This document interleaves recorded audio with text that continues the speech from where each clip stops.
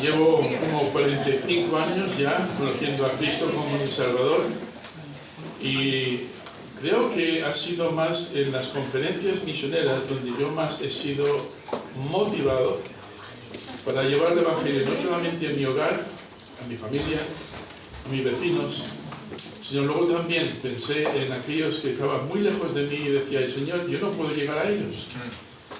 Y fueron las iglesias con un espíritu misionero que enfatizaron la ofrenda misionera como principio para enviar, para sostener, lo que me hizo ver, hermano, la importancia que tiene la iglesia de seguir enviando misioneros donde nosotros no podemos ir. Hay lugares, ¿cuántos? Si os pidiera a vosotros ahora mismo que nombraseis alguna ciudad que tú conoces en tu país, que no tiene presencia evangelística, seguro que cada uno podría dar no una o dos, sino docenas de ellas.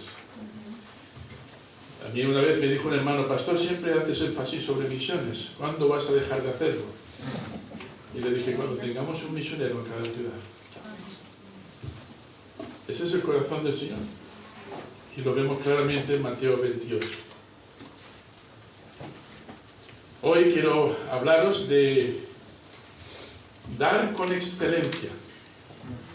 Pero antes quiero que veáis, hermanos, un poquito de los viajes misioneros que hizo Pablo, Bernabé y un equipo que luego más adelante se incorporó, como fue Silas. Lucas siempre estuvo ahí con él. Viajamos 2000 años atrás, corre el año más o menos 49 después de Cristo. Han pasado ya como 13, 14 años después de la muerte del Señor Jesucristo. Y vemos ahí cómo la iglesia se está esparciendo. De repente se convierte en 3000 en Jerusalén, luego hay otro grupo, más de 5000 que creen en el Señor, que ponen su confianza en el Señor, y luego vemos cómo la persecución entró con fuerza y muchos cristianos tuvieron que marcharse, salir pitando donde pudieran encontrar refugio. Pero no por eso, hermanos, dejaron de testificar. Y vemos cómo en Antioquía se estableció un grupo de santos, de cristianos, y la iglesia en Jerusalén escucha de lo que el Señor está haciendo en otros lugares, en Siria, en Antioquía. Y envían a Bernabé para que investigue, ve que la gran obra que el Señor estaba haciendo, las conversiones que se habían producido, e inmediatamente va en busca del apóstol Pablo. En este momento se encontraba en Tarso. Bernabé va en busca de él y le pidió que se uniera a la obra en Antioquía. Y vemos que después, durante casi 5 años, formaron un equipo misionero extraordinario. Se establece la iglesia de Antioquía y luego salen de Antioquía para ir por diferentes lugares. Primero visitan Jerusalén juntos en 2 ocasiones, una para entregar una ofrenda a los pobres, entonces en el año más o menos 46, otra para defender la misión a los gentiles en un concilio en Jerusalén, más o menos año 49, y también realizaron juntos el primer viaje misionero entre 47 y 48. Ambos eran judíos, profundamente versados en las Escrituras, y ambos nacieron fuera de Judea, Pablo en Tarso de Cilicia, Bernabé en Chipre. Y tras unos meses de descanso después de su viaje misionero, enseguida le pica el gusanillo misionero al apóstol Pablo. Tenemos que salir de viaje otra vez, pero en esta ocasión se complican las cosas y tienen una gran discusión. Lo vemos ahí en Hechos capítulo 15 al versículo 38 en adelante. Hay una disputa, pero estos hombres eran demasiado grandes, espiritualmente hablando, como para dejar que esto impidiera que la obra misionera se estancara. Entonces Bernabé se pone de acuerdo con Marco para salir hacia Chipre, y Pablo toma a Silas y empiezan otro viaje misionero. Recorrieron Siria, Cilicia, fortalecieron a las iglesias, eso todo lo vemos en el capítulo 15, y luego posteriormente fundaron iglesias en Macedonia. En esta zona vemos iglesias como la de Filipos, como la de Tesalónica, la de Berea, y permanecieron juntos hasta el año 56. Los peligros que tuvieron que pasar, hermanos, durante todos esos viajes fueron extraordinarios. De hecho, la Biblia nos recoge esta información. Si miráis conmigo rápidamente en 2 Corintios capítulo 11, podéis ver, hermanos, que estos viajes misioneros no fueron como ir, por ejemplo, a la Costa del Sol, ir de vacaciones. Vamos a investigar, vamos a hacer un viaje en coche con aire acondicionado, vamos a estar en un sitio donde no hay... No.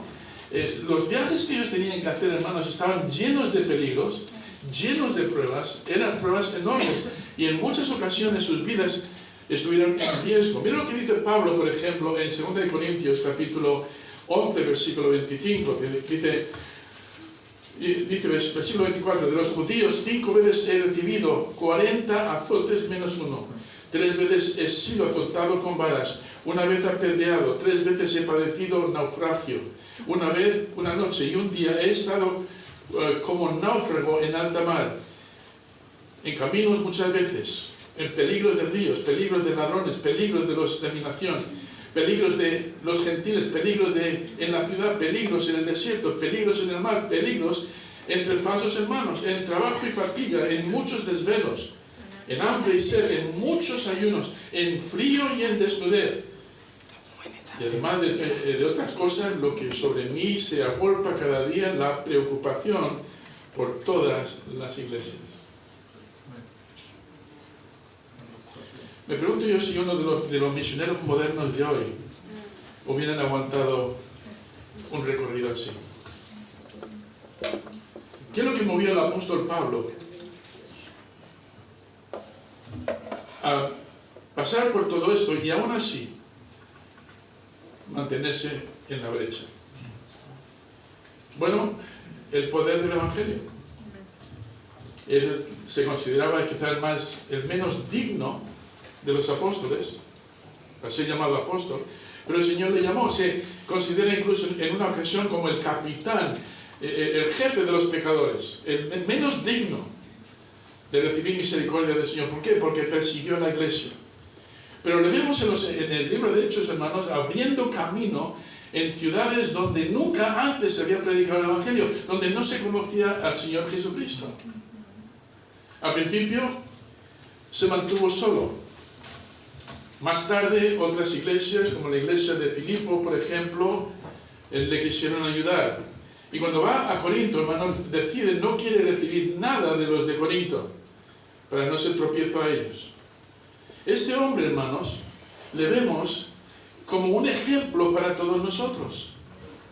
Si pensamos que tenemos dificultades hoy en día para hacer obra misionera, lee estos pasajes y luego sincérate con el Señor. Nos damos cuenta, hermanos, que lo tenemos muy bien y con muchos más privilegios hacemos mucho menos.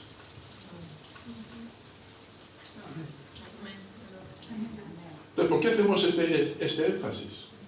Más que nada para despertarnos, para hacernos entender, hermanos, que la gran comisión sigue siendo grande y de que tenemos una tarea muy importante que realizar. Amén.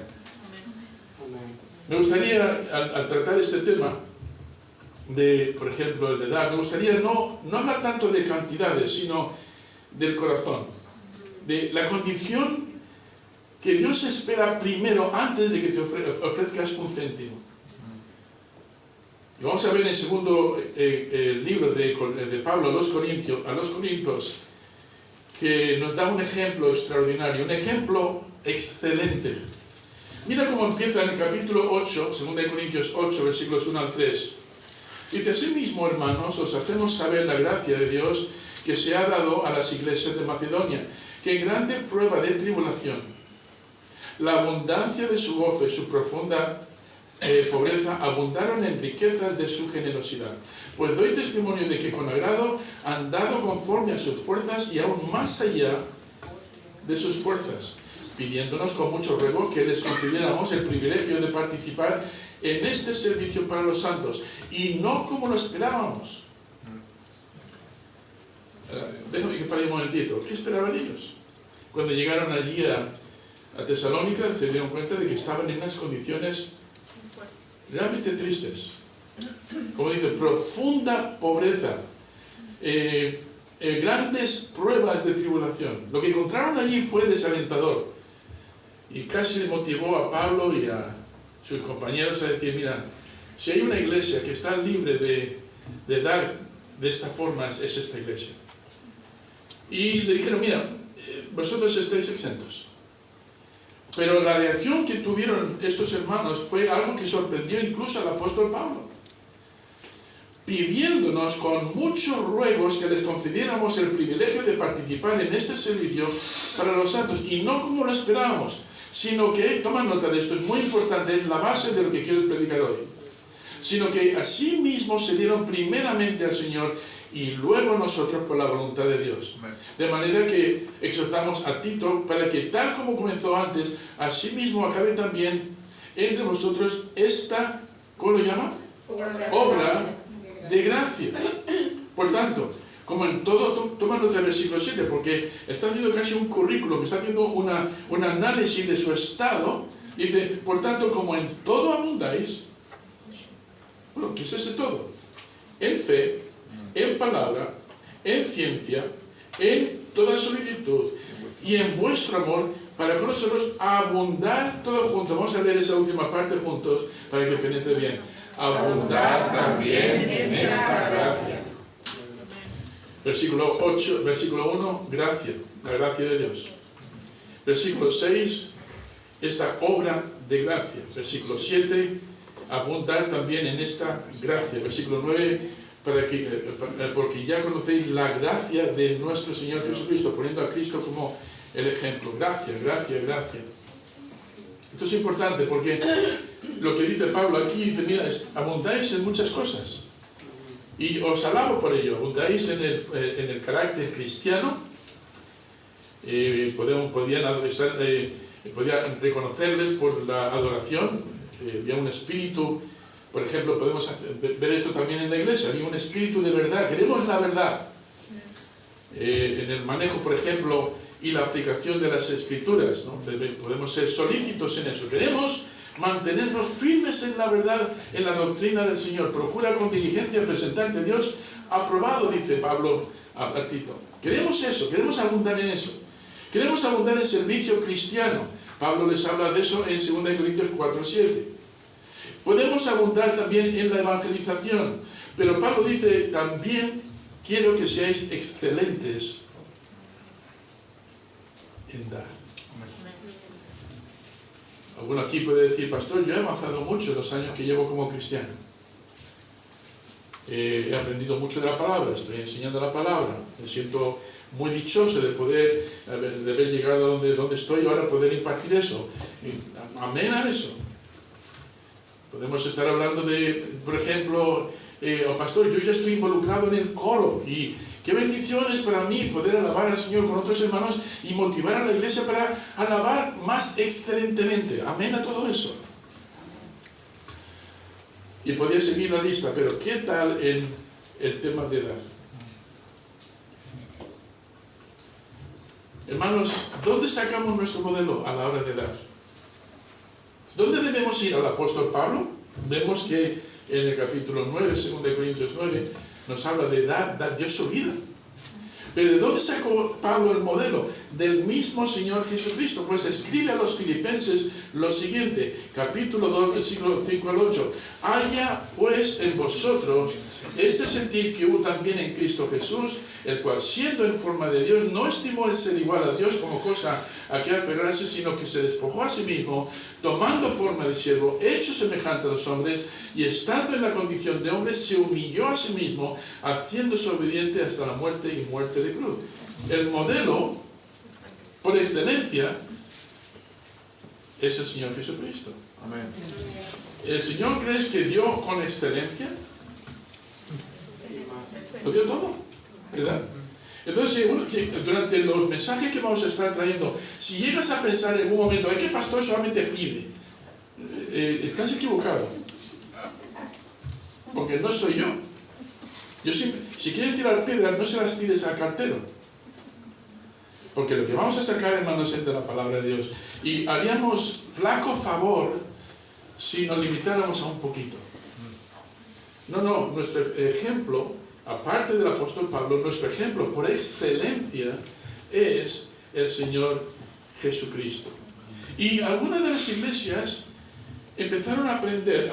La ofrenda que vemos aquí, en 2 Corintios 8, era una ofrenda que se estaba recogiendo para una hambruna que se había producido en la zona de Jerusalén.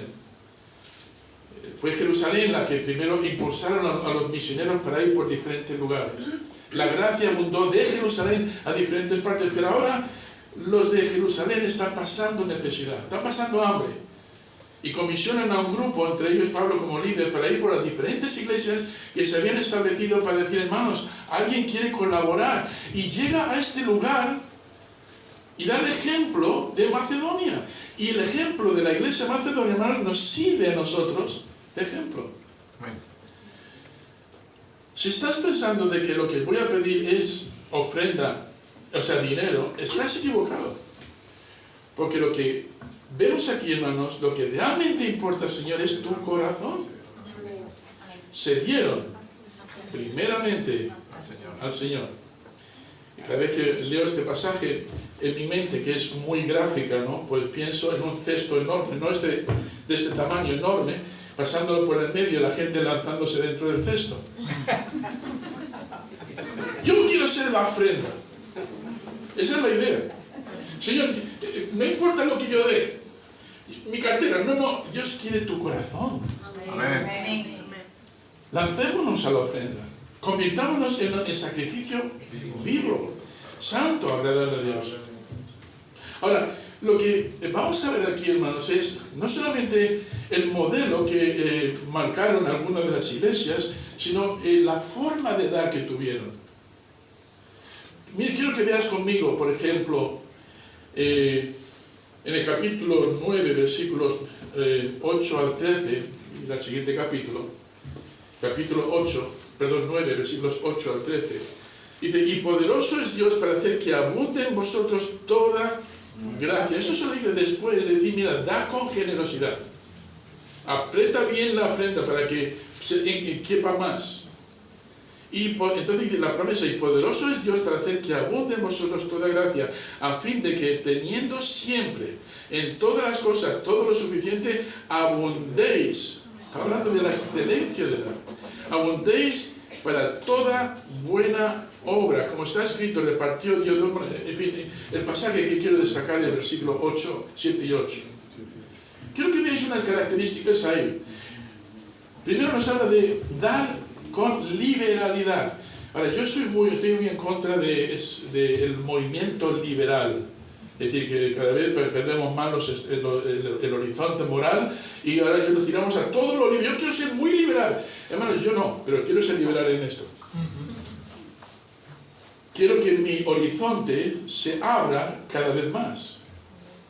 En el capítulo 9, versículo 11, mira cómo lo pone, para que estéis enriquecidos en todo para toda liberalidad. En el capítulo 8, versículo 2 y en el capítulo 9, versículo 5 nos utiliza otra palabra, generosidad. La generosidad, hermanos, de un cristiano enriquece el carácter del mismo cristiano. ¿Habéis escuchado eso? ¿Quién se beneficia realmente a la hora de dar como Cristo dio? Nosotros. De ahí que entendamos de que es una ofrenda gozosa. Lo hago porque no solamente por el beneficio que va a producir, pero por el beneficio que va a producir en mi propio corazón. ¿Ha conocido a alguna persona que sea realmente liberal en su forma de dar? Impresionante. Están como... Aquí tenemos un ejemplo en el capítulo 8. Imagínate la escena que se presenta aquí. Pablo llega allí, bueno, pues como en todas las iglesias, presenta la necesidad, pero ve la situación de los hermanos. No creáis que venían aquí vestidos así, todo arregladito, con corbata, en un sitio tan majo como este. No, están viviendo en unas condiciones realmente nefastas, horribles. Casi me imagino a Pablo llegando allí y entrar en una especie de depresión. Fíjate, pensábamos que los hermanos allí en Jerusalén tenían necesidad, pero estos hermanos tienen quizá más. Hermanos, me da casi vergüenza mencionar esta necesidad aquí. Pablo, ¿para qué has venido? Bueno, ya que lo preguntáis, pues mira, las iglesias allí en casa, en Jerusalén, están pasándolo realmente mal. Llevan varios años de hambruna, hay sequía por todos los sitios, no hay comida. Y necesitan ayuda. Pero esto no tiene nada que ver con vosotros. Porque veo que vosotros también estáis pasando no solamente por pruebas profundas, sino una profunda pobreza. Y me imagino los ojos de estos clientes en Macedonia abriéndoseles como platos y con el corazón lleno de entusiasmo diciendo: hermanos, oportunidad para ser bendición. Pablo, por favor, no. Pablo, por favor, no. Dice, ¿cuántos son muchos ruegos? Imagino a mis hijos cuando querían una chuche, ¿no? Y pues no había chuche. Por favor, se venían así, y estaban ahí, cogieron una rabieta porque querían esa chuche. No me imagino a estos cogiendo rabietas de esa manera, pero diciendo, por favor, Pablo, por favor, pero hermano, que no. Con muchos, ¿cuántos son muchos ruegos? Muchos. Y estos, cada vez que Pablo decía no, ellos decían sí, con más fuerza. Pablo, siempre hay más que podemos dar. Pero ¿cómo? Pablo, tú mismo nos has enseñado el ejemplo supremo.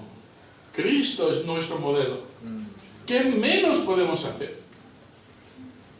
El corazón de Pablo, me imagino, ahí palpitando con fuerza, diciendo, wow.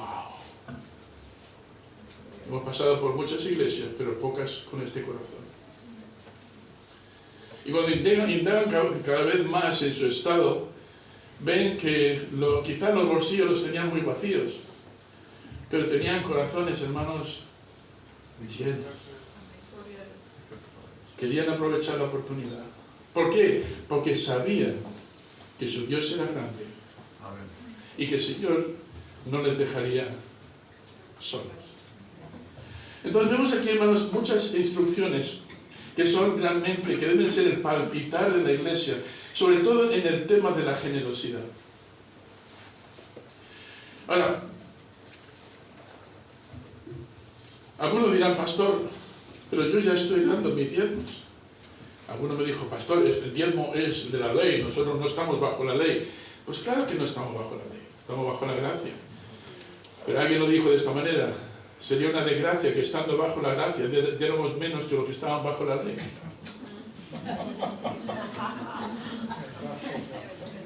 Cuando nuestro ejemplo es el Señor Jesucristo, ahora utilizamos el término diezmo como principio, no como ley. Es decir, sabéis que eso se legisló cuando la nación de Israel se estableció, tenía que tener algún sistema económico para los pobres, para las viudas, para el pueblo, para el templo, y se estableció el tema del diezmo. Nosotros no seguimos eso como ley, pero sí como principio, pues es un punto de partida. Y vemos cómo estos hermanos entendieron que aunque no estaban bajo la ley, estaban bajo gracia, gracia, gracia, gracia. Constantemente mencionan la palabra gracia. Iba mucho más lejos que la ley. No era a dar por obligación. Era dar porque eran libres del egoísmo. Se habían liberado de esa tendencia que tenemos, sobre todo en nuestra sociedad, de querer acaparar más y más y más. Entonces, hermanos, ¿qué aprendemos de todo esto? Bueno, primero quiero que veáis, hermanos, el ejemplo de las iglesias de Macedonia. Vamos a mirar dos ejemplos, la iglesia de Filipo y también la iglesia de Tesalónica. Y luego vamos a ver 5 características que nos vendrían bien conocer de cómo vieron estas personas. Veamos primeramente quiénes eran estas iglesias de Macedonia. Si veis conmigo al capítulo de Hechos, capítulo 16, podemos ver cómo se estableció la iglesia. Es muy interesante, pues hermanos, cuando llegaron allí a Filipos y a Tesalónica, llegaron encontrando muchísima oposición, sobre todo en Tesalónica. Pero aquí en Filipos dice en el capítulo 16, 11,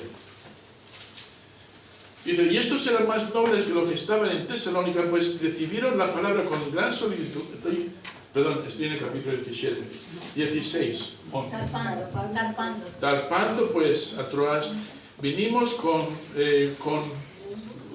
rumbo directo a Samotracia y el día siguiente a Neápolis y de allí a Filipos, que es la primera ciudad de la provincia de Macedonia y una colonia. Estuvimos allí y estuvimos en aquella ciudad algunos días. Lee esto en tu tiempo libre. La iglesia, hermanos, la forma como se estableció la iglesia en Filipos fue extraordinaria. Si por ejemplo miras el versículo 14, ya puedes saber, hay indicios de que esta iglesia iba a ser muy generosa. Dice, entonces una mujer llamada Lidia, vendedora de púrpura de la ciudad de Tiatira, que adoraba a Dios, estaba oyendo y el Señor abrió el corazón de ella para que estuviese atenta a lo que Pablo decía. Esta mujer fue la primera conversa.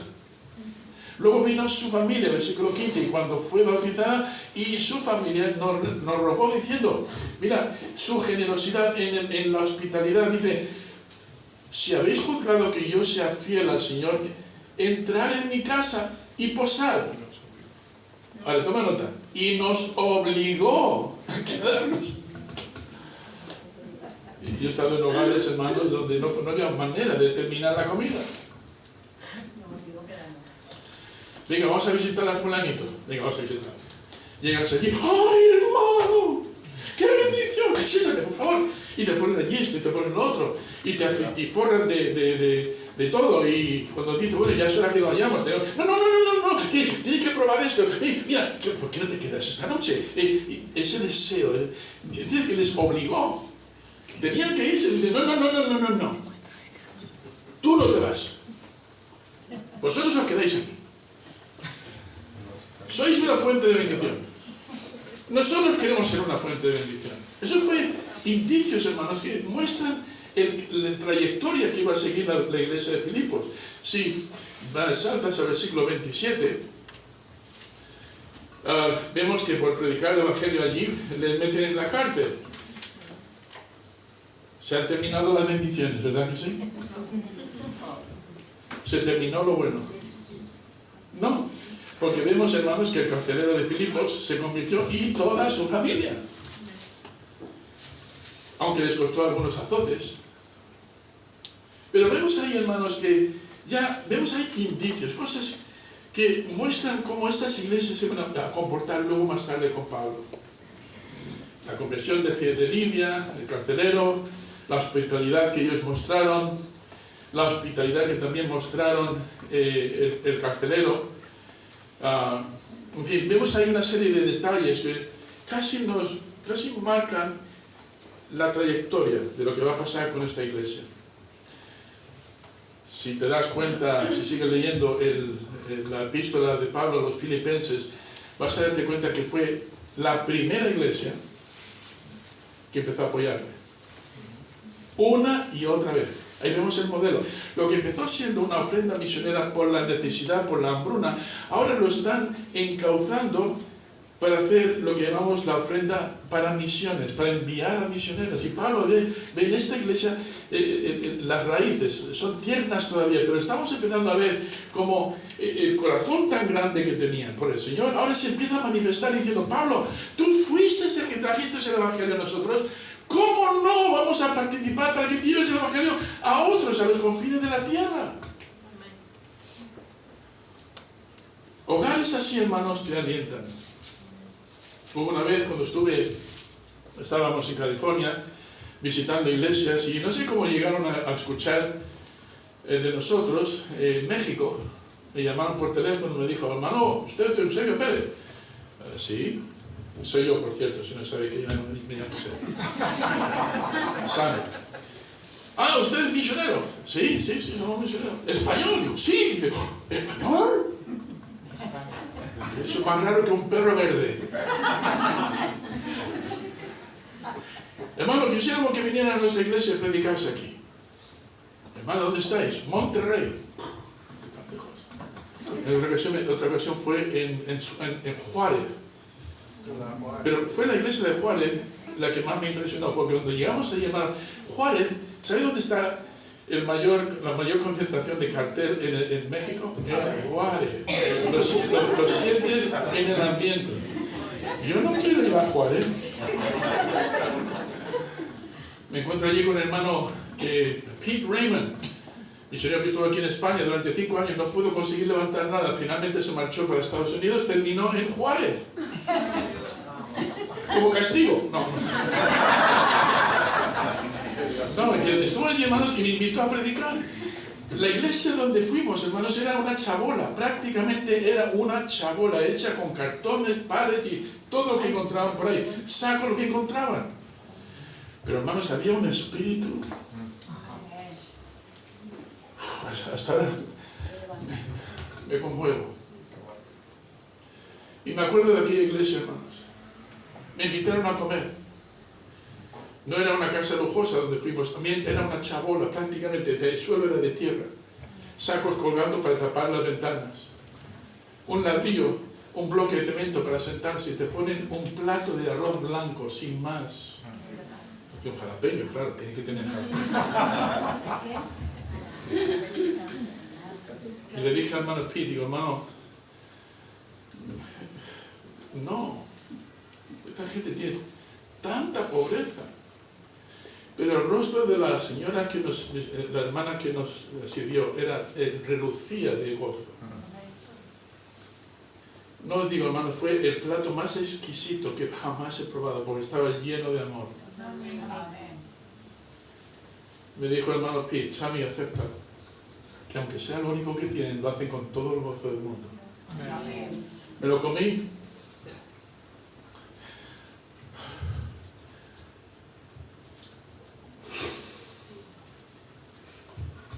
Y tuve un sentimiento de gratitud como nunca lo había tenido antes. Digo, estas personas apenas tienen. Y luego al marcharme de la iglesia hicieron una ofrenda. No, por favor. Era como clavarme algo en el corazón. No, esta gente está tan pobre.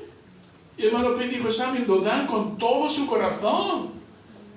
Y con un gozo en sus corazones extraordinario. Y dije, hermano, Señor, cada vez que lea 2 de Corintios capítulo 8, me voy a acordar de esa iglesia. La iglesia de Filipos, hermanos, fue un ejemplo. Pero también vemos a la iglesia de Tesalónica. Podemos leer, por ejemplo, en el capítulo 17, que Pablo llega allí, apenas estuvo 2 semanas, poco más de 2 semanas. Llegó allí, se puso a predicar, primero en la sinagoga, como era costumbre. Lo de la sinagoga, los judíos le rechazan, algunos se convierten, algunas mujeres nobles se convierten, y empieza allí inmediatamente un grupito de estudio bíblico, y poco después se desata la persecución. Lo podéis leer todo en el capítulo 17. Y Pablo dijo, no, mira, yo me quedo aquí. Dice, no, Pablo, vale, como en propias palabras, vale más vivo que muerto. Déjanos aquí a nosotros, tú márchate, sigue tu obra, nosotros la tomaremos de aquí. Bebés en Cristo, hermanos. Pero con un fervor por el Señor, que hizo que la iglesia de Tesalónica se convirtiera en un modelo también. Cuando Pablo se marcha con el corazón roto. Tiempo después quiere estar siempre pendiente. ¿Qué sabe de los hermanitos allí en Tesalónica? ¿Habrá podido con ellos la persecución? ¿Cómo estarán mis hermanos? Les escribe la primera y segunda de Tesalonicenses para que conozcáis la historia. Y les hablaba diciendo, wow, la prueba de vuestro amor, vuestra fe constante en la obra, o sea, mostrándolo en obra. Y habéis sido ejemplo para todos. Y si vas al capítulo 2, nos da una descripción del tipo de ministerio que llevó Pablo en Tesalónica. Dice, he sido como un padre para vosotros, como una madre también. Firme, con la verdad delante, siempre, trabajando de noche y día. Estuvimos dispuestos a dar no solo el Evangelio, sino nuestras propias vidas, porque fuisteis muy queridos, dice así. Y luego habla de la ternura de la nodriza, que cuida con ternura a sus hijos. Hizo el papel de madre y de padre para aquellos cristianos. Se convierte, hermanos, el misionero en un modelo a seguir, y también la iglesia de Tesalónica en una iglesia modelo. Pero también vemos ahí, hermanos, su generosidad. Y al llegar a Hechos, perdón, a 2 de Corintios capítulo 8, Pablo muestra la actitud que estas iglesias tuvieron. Dice: asimismo, hermanos, os hacemos saber la gracia de Dios que se ha dado a las iglesias de Macedonia, que en grande prueba de tribulación, la abundancia de su gozo y su profunda pobreza abundaron en riqueza de su generosidad. Pues doy testimonio de que con agrado han dado conforme a sus fuerzas y aún más allá de sus fuerzas, pidiéndonos con muchos ruegos. Wow. Si tuviera más tiempo me gustaría meterme más en detalle, pero no puedo. Pero quiero que veáis por lo menos 2 iglesias que siguieron el ejemplo del Señor Jesucristo. Ahora, con el tiempo que me queda, quiero hablaros de lo que caracterizó su forma de dar. Si estáis todavía conmigo en 2 de Corintios 8, mirad conmigo versículos 2 y 3. Vamos a leerlo de nuevo. Presta atención. Que en grande prueba de tribulación, subraya esta palabra, la abundancia de su gozo y su profunda pobreza abundaron 2 veces, abundaron en riqueza de generosidad. Pues doy testimonio que con agrado han dado conforme a sus fuerzas y aún más allá de sus fuerzas. Fue una ofrenda, hermanos, toma nota, sacrificial, más allá de sus fuerzas. Es cuando dices: pastor, ya no me queda nada en el cuenco. Ya no me queda nada. Cobro el sueldo, ya estoy repartiendo para pagar facturas, alquiler, comida, etcétera, etcétera. Estoy dando fielmente a la iglesia para mantener la obra en adelante, pero pastor, es que al final del mes no hay. Pero con la actitud de estos hermanos dijeron: pero el Señor va a buscar una manera de que lo hagamos. Siempre y cuando tengamos el corazón listo. Ahora, si no está el corazón listo, quiero la Biblia, vámonos a casa, porque nada de lo que te diga va a servir. Pero si hay un corazón dispuesto, como vemos aquí, hermanos, vamos a dar conforme a lo que el Señor marque en nuestros corazones y Él va a pedirnos que seamos generosos. Dieron sacrificialmente, a pesar de la gran persecución y la gran aflicción en la que estaban. Dieron más allá de sus fuerzas. Nota otro detalle en el capítulo 8, versículo 2. Habla de dieron gozosamente, abundancia de su gozo, dice. De alguna manera habían descubierto el gozo de dar. Hace un tiempo atrás, mucho tiempo atrás, el hermano decía: pastor, ¿qué tengo que dar en la ofrenda? Digo: mira, así mejor que no lo des. ¿Tengo que darlo? Imagínate que es tu cumpleaños e invitas a unos amigos y te vienen a la fiesta, y a la hora de saludar al anfitrión, al que va a cumplir años, dice: tengo que darte este regalo. La tarta, por favor. Oye, mira, mejor no me des regalo. Mejor no vengas. ¿No? Hermanos, el dar con gozo es algo que alegra el corazón de Dios. Dios ama. Tengo que dar. Pues hermanos, no sé yo, si yo fuese Dios cogería un bate de béisbol, ya sabéis cómo es Sammy. No lo tienes que dar, no. Dieron gozosamente, dieron también voluntariamente. Miren lo que dice el capítulo 8, versículo 3. Pues doy testimonio de que con agrado han dado. Esta palabra merece la pena estudiarla. Eudoqueo, no sé si lo pronuncio bien, aparece también en 2 de Corintios 5, 8, y está traducida como quisiéramos, el querer, tener una voluntad dispuesta. De eso está hablando. Querían hacerlo. También podría ilustrar eso. Te has encontrado con alguien que quiere ayudar y te dice: no, gracias. No, quiero ayudar. No, y te estás quitando las cosas de la mano. ¿Quieres algo? No, que quiero ayudar, que estoy aquí para ayudar. Insisten tanto, que quieres realmente ayudar, pero te vas a ensuciar, ¿y qué importa? Tienen ese deseo, esa voluntariedad, lo hacen con gozo. Y hermanos, no hay cosa. Yo vi ese gozo, por cierto, dejadme que os diga. Cuando estuvimos tirando el muro de atrás, Teníamos como 14, 15 personas aquí trabajando. Unos limpiando, mientras que unos salían polvo, los otros limpiaban el polvo. Otros poniendo la electricidad, otros trabajando en el techo, otros cortando por allí, otros pintando. Y yo estaba aquí atrás filmando un poquito y dije yo, mire sus rostros. ¡Wow! Me quedé sorprendido. No por la obra magnífica que hicieron, sino por la actitud con la que hicieron eso. ¡Qué gozo! Me dieron ganas de empezar a tirar paredes por todos los sitios. Yo quiero más ese gozo, ¿no? Pero ves ahí ese gozo, esa voluntariedad, esa disposición, ese querer por una razón. Porque el Señor lo ha hecho por mí. ¿Cómo no lo voy a hacer por Él? Hay gente que escucha a veces, ay, que tengo que ir a la iglesia el domingo. Papá, tengo que ir a la iglesia. Ay, no sé de ti, pero a mí se me enciende la sangre cuando escucho ese tipo de... No sé cómo lo escuchará el Señor. Es todo como si fuese es una falta de reconocimiento de lo que Dios ha hecho primero por nosotros. Gozosamente, voluntariamente, persistentemente, dice ahí en el capítulo 8:4, con muchos ruegos, pidiéndoles con muchos ruegos, implorando, casi con urgencia. Ahora, queremos hacerlo ahora, no el año que viene. Queremos hacerlo ahora. Pero, ¿dónde está la clave de esta actitud?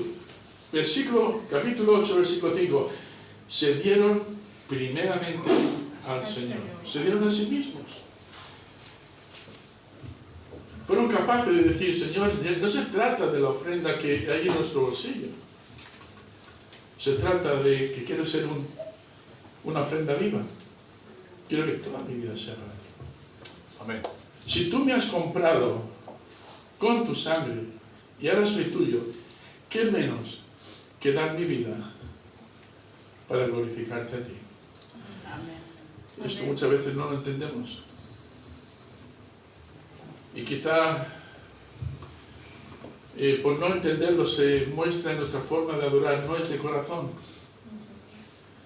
Quizás se muestra también a la hora de dar, no lo hacemos de corazón. Lo hicieron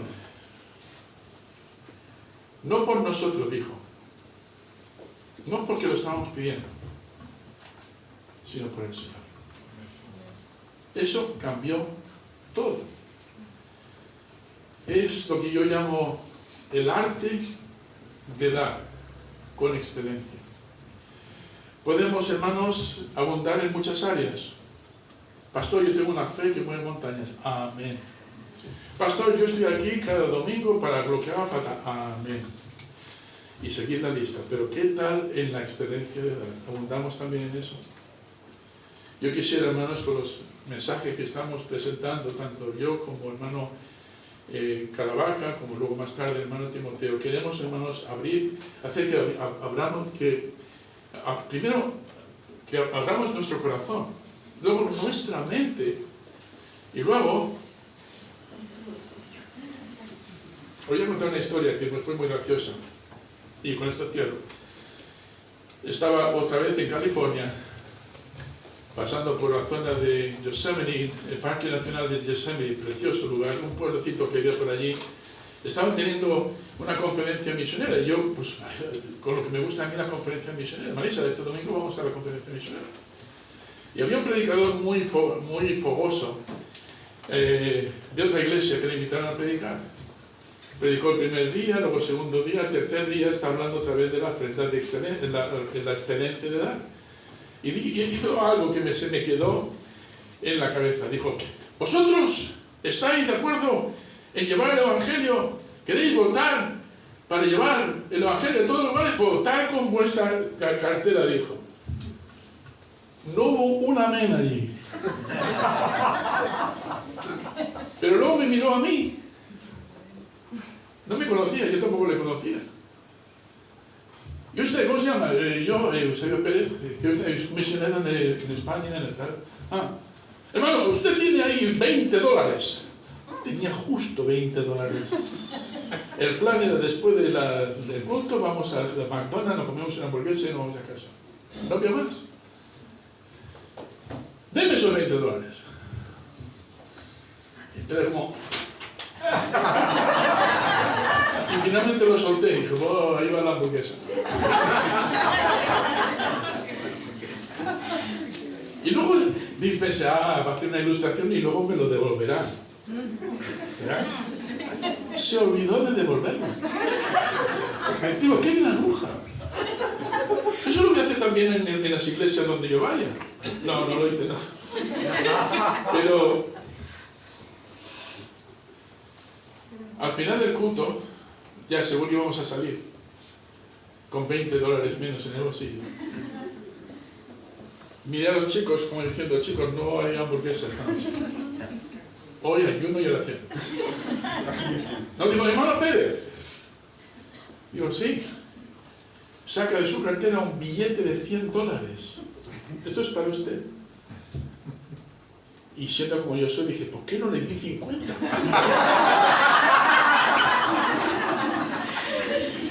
Menuda multiplicación. Pero no, estoy bromeando, hay siempre un poco de sentido del humor, pero me fui a casa avergonzado, diciendo, Sammy, no, tienes mucho que aprender todavía. Tú diste aquellos $20 a regañadientes, cuando tenías que haberlos dado, como aquellos en Macedonia, con gratitud, sin esperar nada a cambio. Lo que me demostró el Señor es, si te devuelve $100 o no, mantente contento con seguir el modelo del Señor Jesucristo, que sería todo sin esperar nada a cambio. Dieron sacrificialmente, gozosamente, voluntariamente, persistentemente, y es porque se dieron a sí mismo primero. Entonces, hermanos, ¿qué vamos a hacer este año 2026 para misiones? Eso lo dejo en vuestras manos. Tenéis que hablarlo con el Señor. Pero si miramos estos pasajes y los tomamos en serio, quizá te veas como yo, cada año. Yo llevo practicando esto de la ofrenda misionera desde hace más de 40 años. Más bien, llevo 45 años en el Señor, llevo como 44 y medio dando para misiones. Y cada año hemos sido desafiados para dar un poquito más. Después de 45 años eso se convierte en una cantidad sustanciosa. Pero ¿sabes una cosa? Nunca nos ha faltado. Y cuando escucho luego los testimonios de los misioneros a los que ha ido ese apoyo, mi corazón se llena de gozo, hermanos, porque voy a ver en el cielo un día a personas que yo no conocí personalmente, pero que a través de la ofrenda que yo y otros hermanos dieron, esas personas se convirtieron. Amén.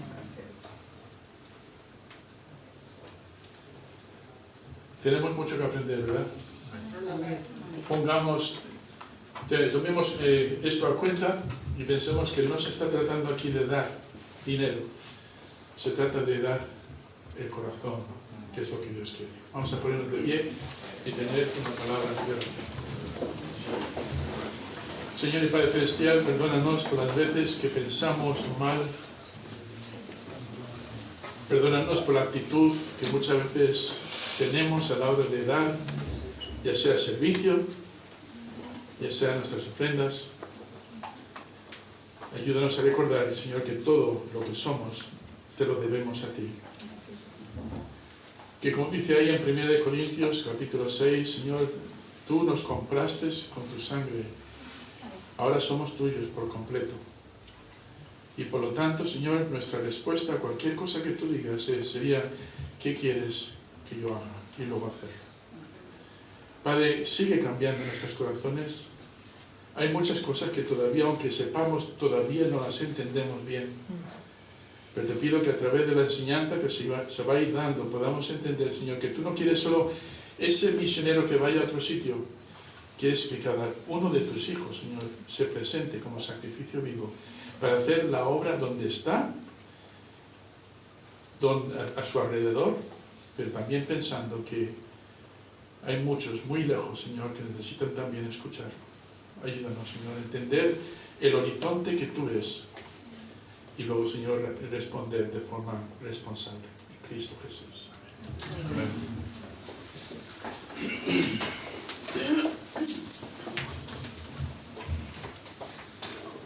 Muy bien, hermanos. Si me permite el pastor, pues yo veo aquí desde arriba no todas las caras que he visto hace 15 años. Llevo 15 años escuchando ese mensaje, todo noviembre. Y confieso que la primera vez que lo he escuchado, estaba recién convertido, no había entendido de todo. Y esa canción yo creo que está bastante relacionada con el tema de misiones. Pero me gustaría leer un pasaje, no lo tenemos ahí. Pero si está en Malaquías, dice: traed todos los diezmos al alfolí y haya alimento en mi casa. Y probad ahora en esto, dice Jehová de los ejércitos. Si no, os abriré las ventanas de los cielos y derramaré sobre vosotros bendición hasta que sobreabunde. Yo llegué aquí, hermanos, hace 20 años con 150 euros en el bolsillo en Barajas, un bala perdido completamente. El Señor me ha traído aquí, me ha dado una esposa, una familia, una iglesia y vida eterna, y a partir de muchas otras cosas. Y cuando yo empecé a trabajar con Bea, que el Señor nos ha prosperado, al final del último año, todo lo que habíamos dado para la iglesia, yo cuando vi aquí, yo no podía creer. Y decía: ¿cómo, Señor, tú me has podido ser un conducto de bendición, no? En el otro año el doble, en el otro año el triple. Y yo vi aquí y decía: probadme en esto. Un concepto, porque a veces damos las habitaciones de nuestra vida al Señor, pero hay una caja fuerte allí que no la queremos ceder, ¿no? Y el Señor dice: probadme en esto. Y yo os puedo decir que muchos aquí son nuevos, no han escuchado ese mensaje. Yo llevo 15 años escuchando y todos los años me hace recordar que el Señor lo que quiere es el corazón, y si tiene tu corazón, lo demás viene por añadidura. Así que esta canción va relacionada con Mateo 6:33. A ver si cantamos mejor que la última, ¿verdad? Eso es un testimonio personal y podía hablar mucho más de lo que el Señor me ha dado aquí. Así